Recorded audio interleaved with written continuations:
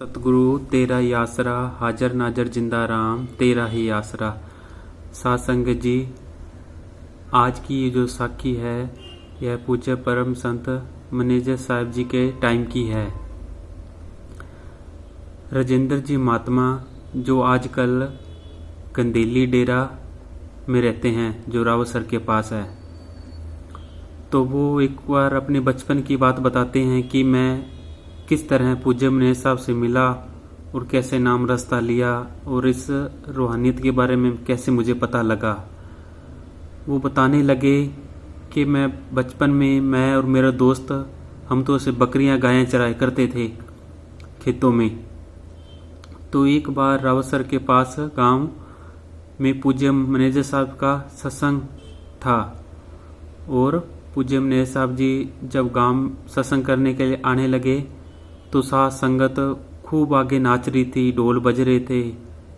और राजेंद्र महात्मा जी बताने लगे कि मैं बचपन में था, छोटा ही था, मैं और मेरा दोस्त वहाँ खेत में ही खड़े थे, दूर बकरियां चरा रहे थे। तो हम भी ऐसे देखने लगे दूर से भी ये सब लोग इस सरदार के आगे कैसे नाच रहे हैं। हम आपस में दोस्तों मजाक करने लगे। मुझे क्या पता था अभी खुद खुदा के आगे नाच रहे हैं। उस टाइम तो मुझे कुछ खबर नहीं थी, पर हमने वो मजाक में ले ली बात और हमने दोस्तन मुझे राजेंद्र महात्मा जी कहने लगे कि चलो अपने भी चलते हैं, देखते हैं क्या है। तो हम देखने चले गए। वो सब मस्ती कह लो या कुछ भी कह लो, जो ढोल धमाके बज रहे थे, तो मैं भी ऐसे नाचने लग गया उनके साथ संगत के बीच में। पता मुझे कुछ नहीं था, तो मैं भी ऐसे नाचने लगा। करते करते पूज्य मैनेजर साहब जी फिर सत्संग की तरफ, वहाँ जहाँ सत्संग रखा था वहाँ पहुँचे और सत्संग शुरू की। मैं भी बैठा रहा। मुझे समझ तो कुछ नहीं आ रही थी, पर थोड़ा थोड़ा समझ आ रहा था कि पूज्य मैनेजर साहब तारे से यही एक जो है मौका है यहाँ से निकलने का। ये जो मनुष्य जन्म आपको मिला है, यही एक मौका है निकलने का।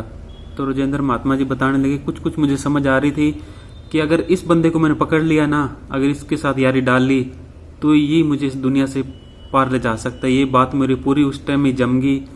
पूज्य मैनेजर साहब के जो वचन सुने मैंने, मेरा ख्याल उस टाइम पलटना शुरू हो गया और मैं पूज्य मैनेजर साहब की तरफ गौर से देखता रहा। जैसे सत्संग समाप्त हुई तो मैं पूज्य मैनेजर साहब जी के पास गया और जो जिनके घर थी उन्होंने मिला भी दिया शायद। तो फिर पूज्य मैनेजर साहब जी पूछने लगे, भी ये क्या करता है तू? तो मैंने कहा, जी मैं तो गायें चराता हूँ, गायें बकरी। और तो पूज्य मैनेजर साहब जी कहने लगे, गायें तो हमारे डेरे में ही है, चलेगा हमारे साथ? मुझे मन में सोचने लगा। राजेंद्र महात्मा जी कहने लगे, मेरे मन में विचार है कि मैं और क्या चाहता हूँ। मैं तो चाहता हूँ इनके साथ मेरी यारी पड़ जाए, बस यही है बंदा जो मुझे ले जा सकता है यहाँ से पार। उस टाइम मुझे बिल्कुल इस रास्ते से अनजान था कि खुदा के साथ मेरी बात हो रही है, जो दोनों जहाँ का वाली है उसके साथ मेरी बात हो रही है। मैं इस रास्ते से बिल्कुल अनजान था और मैं अंदर से ये सोच रहा था कि किसी तरह इनके साथ मेरी यारी पड़ जाए। पूज्य मैनेजर साहब का कहना था कि चलो फिर हमारे डेरे भी गए हैं, चलो हमारे साथ। बस मैं उनके साथ हो लिया वहाँ से और डेरे में रहा, कभी घर आना कभी डेरे। ऐसे करते करते मेरा वहाँ जी मन लगने लग गया। सत्संग की सेवा करनी, पूज्य मैनेजर साहब की मजलिस सुनता और धीरे धीरे इस रास्ते के बारे में मुझे पता लगने लग गया कि दुनिया में लोग कैसे फंसे हैं और कैसे संत उनको निकालने के लिए आते हैं। तो मैं बहुत पछताया कि देखो भी कैसे हम अपना जीवन खराब कर रहे थे। तो ये तो सतगुरु की दया मेहर हुई है पूज्य मैनेजर साहब जी की, जो मुझे यहाँ निकाल के लेके आए हैं। तो डेरे में रहते काफ़ी टाइम हो गया। तो एक बार पूज्य मैनेजर साहब जी मुझे एक सत्संग की कैसेट दी और कहा कि जाओ अपने गांव में, रावसर के पास जो गांव था, जाओ अपने गांव में ये कैसे सत्संग सुनाओ, शायद कोई मान जे, कोई साथ आ जाए डेरे, तुम अपने जाओ। तो मैं वहाँ से छुट्टी लेके पूज्य मैनेजर साहब जी की, उसमें भजन थे मीराबाई के, तो उस पे ही उन शब्दों पे पूज्य मैनेजर साहब जी ने सत्संग की। तो मैं अपने गांव में आ गया। गांव में आके फिर पुराना ज़माना था, उस टाइम VCR चलते थे, तो मैं वो कैसेट लेके और वहाँ से लेके आया जनरेटर, VCR उधारा, वहाँ से किराए पर लेकर आए। फिर किराए पर लेकर और पहले ज़माने में ऐसे था, 20,000 लगता था तो सारे मोहल्ले के मोहल्ला इकट्ठा हो जाता था उनके घर, जिनके घर भी कोई फिल्म वगैरह चलती थी पुराने ज़माने में। तो हम भी ने सत्संग चलानी थी, तो फिर वो ले आके सारा सेटअप लगाया और सत्संग चल पड़ी। और थोड़ी देर में पूज्य मनीष साहब सत्संग करने के लिए स्टेज पर आ गए। उस कैसेट में से दिखा रहे थे, हमारे मोहल्ले के गांव के लोग बहुत इकट्ठा हो गए, बूढ़े बूढ़े लोग सारे। तो सत्संग शुरू हो गया। कविराज जो शब्द बोलने लगे, तो मीराबाई के शब्दों पर पूज्य मैनेजर साहब जी ने सत्संग की। तो वो जो लोग थे वो कहने लगे, ये शब्द तो बहुत अच्छा ही थरा, ये रील में थर शब्द तो बहुत अच्छा, पर वो बूढ़ी कौन पार पड़न था बीच में, वो बोला बीच में बार बार। तो उनको बहुत हंसी आई।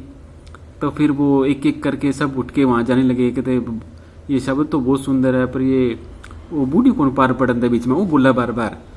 तो फिर वो लेके अगले दिन यहाँ आ गए डेरे। तो पूज्य मनीष साहब जी उनसे पूछने लगे, हाँ सुनाबीर राजेंद्र कैसा रहा वहाँ पे, आए लोग सत्संग सुनी? तो फिर उन्होंने वो सेम बात उन्होंने को बताई। तो पूज्य मनीष साहब जी बहुत हंसे, क्या दोबारा बता भाई? क्या भी वो इकट्ठे हुए सारे जब मैंने चलाई ये कैसेट आपकी सत्संग। तो मीराबाई के जब तक शब्द चलते रहे जब तक, तो वो कहते हाँ ठीक है ठीक है। जब आप बोलने लगे उन शब्दों पर और बताने लगे कि कैसे मीराबाई ने सतगुरु को पाया, तो वो कहने लगे कि शब्द तो ठीक हो, बूढ़ी कौन पार पड़न दा हमारी। फिर वो ऐसे करते करते एक चले गए। फिर पूज्य मनीष साहब जी कहने लगे, देखो भी नसीबों की बात है सारी, क्या कर सकते हैं। चलो फिर राजेंद्र महात्मा वहाँ रहते रहे और अपने सतगुरु से रोज वो मिलते वहाँ और भजन सिम करते, अपना टाइम उन्होंने निकाला।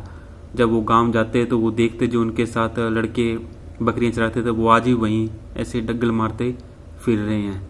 ये नसीबों की बात है। वाकई में पूज्य मनीष साहब जी सही कहते थे, धन धन सतगुरु तेरा ही आसरा, हाजर नाजर जिंदा राम तेरा ही आसरा।